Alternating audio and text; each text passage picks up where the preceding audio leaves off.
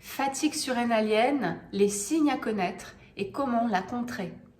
Fatigue installée, fatigue après les repas, coup de pompe, incapacité à gérer le stress, troubles du sommeil, impression de ne pas avoir toute son énergie sont autant de signes de fatigue surrénalienne. Dans cette vidéo, je vous propose de voir de quoi il s'agit, de comprendre ce qui se joue, de repérer les signaux d'alerte et se réparer.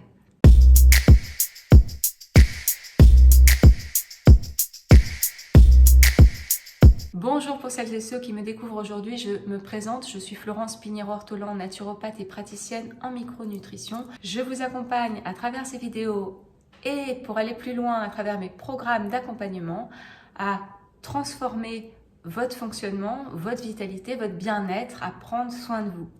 Vous trouverez sous la vidéo tous les liens pour rejoindre mon univers, ma lettre et recevoir votre e-book cadeau en guise de bienvenue. Tout d'abord, voyons que sont les glandes surrénales. Ce sont des glandes, c'est-à-dire des organes qui produisent des hormones qui sont situés au-dessus des reins et qui produisent deux types d'hormones. Les hormones qu'on appelle les hormones du stress, je vais y revenir, et des hormones précurseuses d'hormones sexuelles, d'hormones de fonctionnement, d'hormones vraiment qui nous permettent de rester en bonne santé. Donc, par rapport aux hormones du stress, qu'on appelle communément comme cela, il y a l'adrénaline qui est vraiment le coup de starter quand on a un gros stress ou quand on est en position de survie pour réagir de façon exceptionnelle, rapidement, sans se poser de questions. Donc, c'est une hormone réellement dopante qui nous permet de faire face à des situations qui mettent en péril notre survie ou dans des situations moins extrêmes, mais qui nous demandent de réagir extrêmement rapidement. Et on a le cortisol, qui est communément appelé et à tort hormone du stress, qui en réalité est l'hormone d'adaptation au stress qui nous permet de mieux gérer le stress, qui nous met dans une situation où notre corps est tourné vers l'action, tourné vers la réaction et va avoir toutes les bonnes conditions pour faire face à la vie de tous les jours. Donc ces glandes surrénales, elles sont là pour nous permettre de vivre tous les jours normalement et de faire face à tout ce que la nature nous pose comme problème, aléa, situation où nous devons réagir rapidement.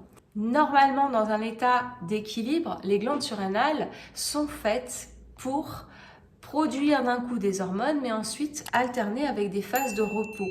En d'autres termes, dans la nature, les pics de stress ne sont pas chroniques. On a des pics de stress et des phases d'accalmie où l'organisme va redescendre et on va se rééquilibrer de cette façon. Aujourd'hui, le problème est le stress chronique lié à la vie moderne. Stress au travail, harcèlement parfois, surcharge de travail, de charge mentale, surmenage, relations toxiques parfois, choc émotionnel, toutes ces situations qui durent ou qui sont ponctuelles ou qui s'accumulent vont sursolliciter de façon chronique nos glandes surrénales pour produire les hormones, pour nous adapter à toutes ces situations. Et c'est cette non-alternance entre des phases de pic de stress et des phases de repos qui va à terme fatiguer les glandes surrénales et qui va faire qu'elles vont se dérégler progressivement. Je vais y revenir. Voyons à présent les différentes phases du stress. Ce sont des phases connues et reconnues qui permettent de différencier les différents moments dans notre corps au niveau physiologique par lesquels nous passons selon dans quel état on est. Donc quand on a un gros stress au tout départ, par exemple, voilà, quelque chose qui vous tombe dessus, vous êtes en phase d'alerte. Donc là, vos glandes surrénales produisent l'adrénaline qui vous fait réagir rapidement.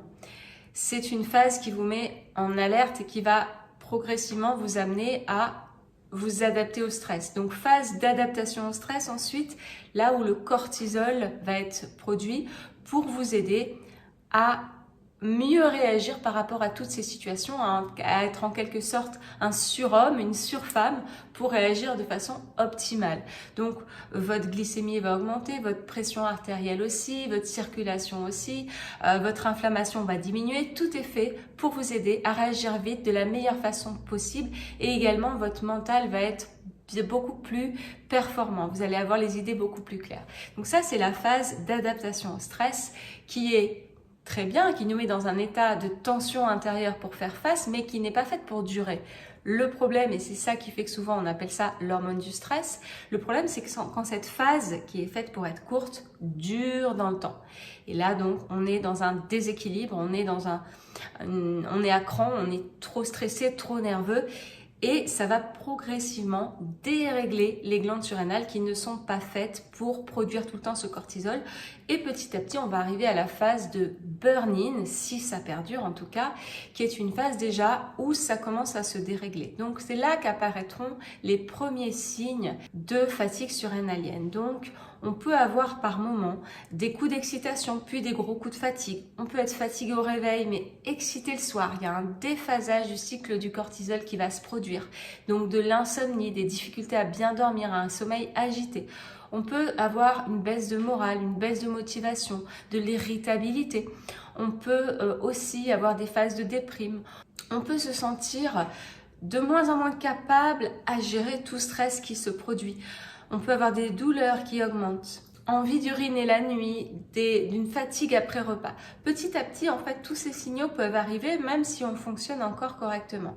Et à terme, si on ne change rien, on arrivera à la phase de burn-out, qui est un arrêt de la production de cortisol, une fatigue des glandes surrénales et qui nous amène à avoir de l'épuisement dès le matin, même après une nuit de sommeil, une intolérance à l'effort, une intolérance au stress. On ne supporte plus rien, on se remet très lentement de toute situation, même anodine.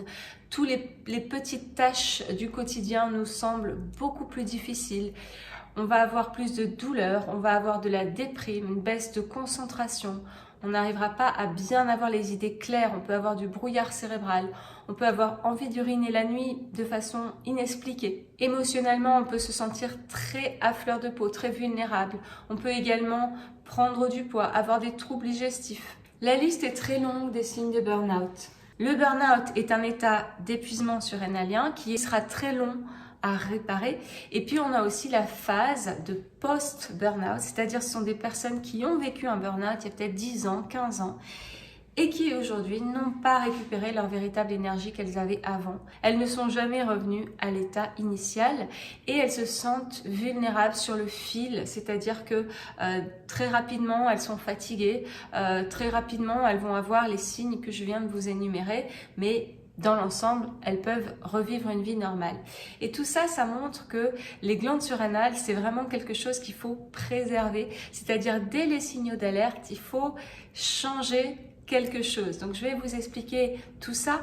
On va parler un petit peu de la biologie parce que ce sont des questions qui m'ont été posées. Et puis, je vais vous montrer comment vous allez faire pour récupérer votre santé des glandes surrénales. Vous me demandez parfois quelle analyse faut-il faire pour voir si je suis en fatigue surrénalienne. En tant que non-médecin, je ne raisonne pas par analyse, sachant déjà que si vous énumérez pas mal de signes que je viens de lister et qu'en plus vous confirmez que dans votre vie il y a ou du surmenage ou des chocs émotionnels ou anciennement un burn-out, que vous avez peut-être du harcèlement au travail ou autre, toutes les conditions plus les signes que vous repérez, pour moi ça suffit à ce stade à dire il faut soutenir vos glandes surrénales, il faut changer quelque chose pour ne pas continuer comme ça et pour petit à petit vous réparer. Maintenant, si vraiment vous voulez voir au niveau de la biologie, l'analyse la plus fiable est le cortisol salivaire en 5 temps. Alors pourquoi déjà le cortisol sanguin est moins fiable? Parce que on peut avoir peur de la prise de sang et ça va fausser le résultat, alors que salivaire, il n'y a pas cet effet-là. Et en plus, en 5 temps, pourquoi? Parce que en une seule prise, on n'arrivera pas à avoir vraiment à conclure si vraiment vous êtes en fatigue surrénalienne ou pas, alors qu'en voyant la progression du cycle de cortisol à travers la journée, on aura une idée précise de là où vous en êtes. Par exemple, il y a des personnes qui, le cortisol normalement est haut le matin et va avoir tendance à diminuer le soir. Il y a des personnes qui sont inversées ou qui ont une courbe qui n'est pas cohérente. Donc là déjà, il y a un déphasage qui est symptomatique de la fatigue surrénalienne. Moi, sur ces analyses-là, je ne vous donnerai aucun conseil en commentaire parce que c'est complètement inapproprié. Si vous le souhaitez, vous vous faites accompagner par un praticien en micronutrition. Ces vidéos sont faites pour vous donner des pistes, pour vous faire connaître des choses. En aucun cas, ça ne remplace une consultation ni avec un médecin, ni avec un praticien en micronutrition.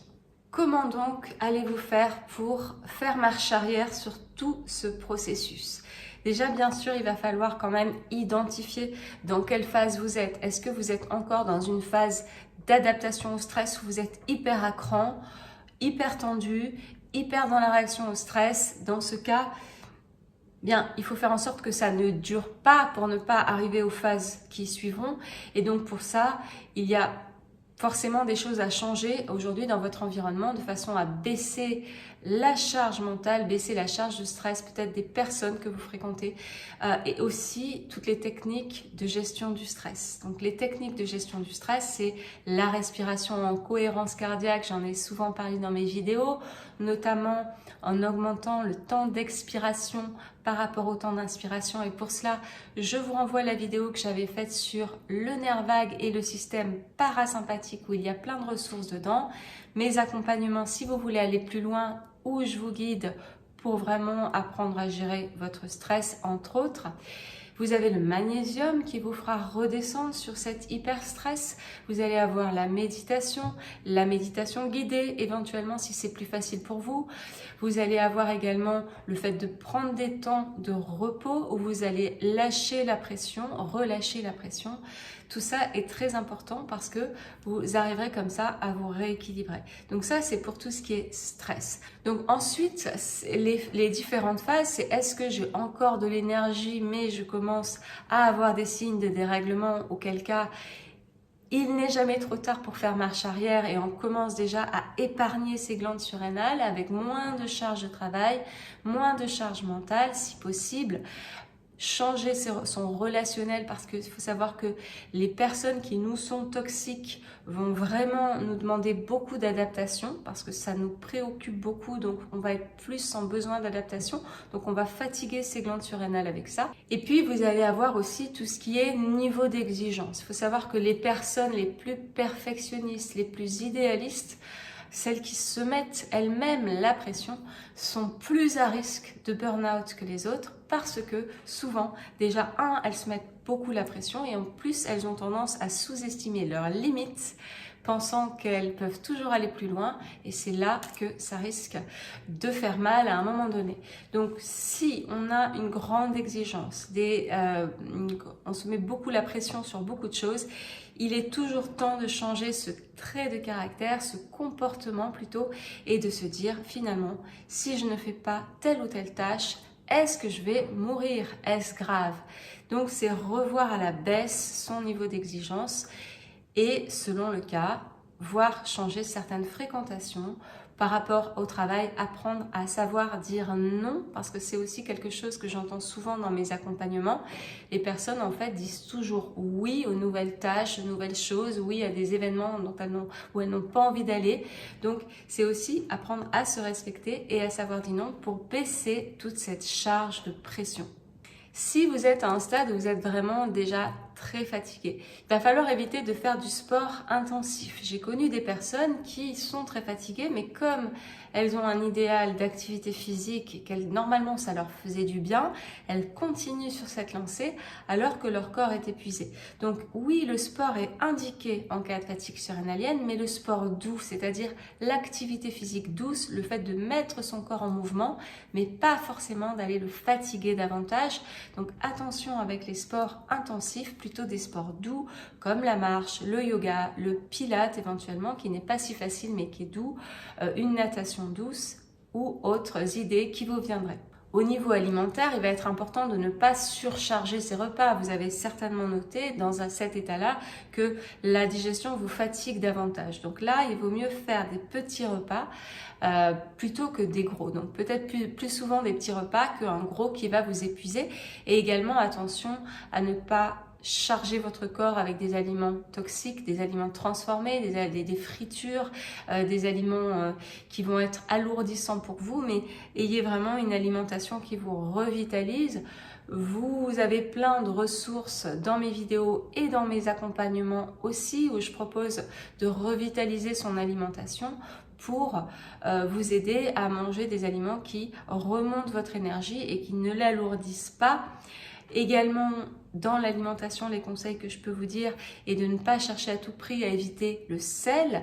Souvent, quand on est en fatigue surrénalienne, on a envie de manger du sel ou du sucre. Donc là, je ne dis pas qu'il faut manger des sucreries, plutôt des fruits, mais le sel, dans ce cas-là, ça ne sera pas un ennemi. Et vous avez d'ailleurs le plasma de Quinton qui va avoir une parfaite composition par rapport à nos cellules et qui va vous aider en cas de fatigue surrénalienne. Un petit déjeuner protéiné est très important dans ce cas de fatigue car il contiendra de la tyrosine qui va aider les glandes surrénales. Pour cela, je vous reporte à ma vidéo sur le petit déjeuner ou à mes programmes d'accompagnement si vous voulez aller plus loin. Pensez à la vitamine C qui sera très importante aussi pour les glandes surrénales, soit à travers des fruits riches en vitamine C, soit à travers une complémentation le matin. Des plantes adaptogènes vont vous aider. Si vous êtes encore dans un état d'énergie mais que vous avez beaucoup de stress, vous pouvez vous permettre des plantes qui sont plus stimulantes pour les glandes surrénales et qui vont vous aider à mieux vous adapter au stress. Donc vous allez mieux vous sentir, comme par exemple la rhodiola, qui est une plante aussi qui aide au niveau stress émotionnel, quand on a un peu les montagnes russes émotionnelles, mais qui reste une plante stimulante, déconseillée en cas d'épuisement. Si vous êtes crevé, ça ne sera pas ces plantes, ni la rhodiola, ni le télérocoque, ni le ginseng, mais plutôt des plantes adaptogènes douces, régénérantes pour les glandes surrénales, le bourgeon de cassis ou encore l'ashwagandha, qui est une plante indienne, qui vont vraiment aider en douceur vos glandes surrénales et qui devraient vous redonner un peu d'énergie rapidement. Et puis, il y a également, on peut se faire un massage des glandes surrénales dans le dos avec des huiles essentielles. Alors, les glandes surrénales sont au milieu du dos, au-dessus de la cambrure et non pas au niveau des reins. Et vous pouvez donc faire un mélange d'huile végétale de type amande douce, jojoba, avec quelques gouttes d'huile essentielle de pin maritime ou de pin sylvestre que vous mélangez et vous vous frictionnez énergiquement le matin cette zone et vous faites ça de temps en temps mais pas toute l'année. Il faut faire des pauses dès qu'on a recours à des huiles essentielles. Je ne conseille pas forcément l'épinette noire qui a aussi cette vertu d'aider les glandes surrénales à produire leur cortisol, mais l'épinette noire elle a une action anti-thyroïdienne et je trouve que la faiblesse thyroïdienne est tellement fréquente que ce n'est pas forcément approprié de conseiller l'épinette noire. Je donnerai bientôt une conférence où je présente ma méthode pour transformer sa vitalité et retrouver son équilibre physique et mental. Je vous explique un petit peu tous les piliers du bien-être qui sont à rééquilibrer. N'hésitez pas à vous inscrire, vous êtes bienvenus. Le lien est en dessous. Je souhaite à travers cette vidéo que cela aide le maximum de personnes. Faites tourner si vous connaissez des personnes ou très stressées ou en surmenage ou déjà très fatiguées, ou qui ont fait un burn-out dans le passé. Et puis maintenant, j'ai hâte de vous lire. Est-ce que vous connaissiez les glandes surrénales? Est-ce que ces informations vous aident à mieux comprendre où vous en êtes, ce qui se joue? Est-ce que vous êtes motivé, si c'est le cas, à changer quelque chose dans votre vie pour vous reposer, pour vous mettre dans une phase de repos, car il le faut bien. Je vous dis à bientôt, à la semaine prochaine, prenez soin de vous.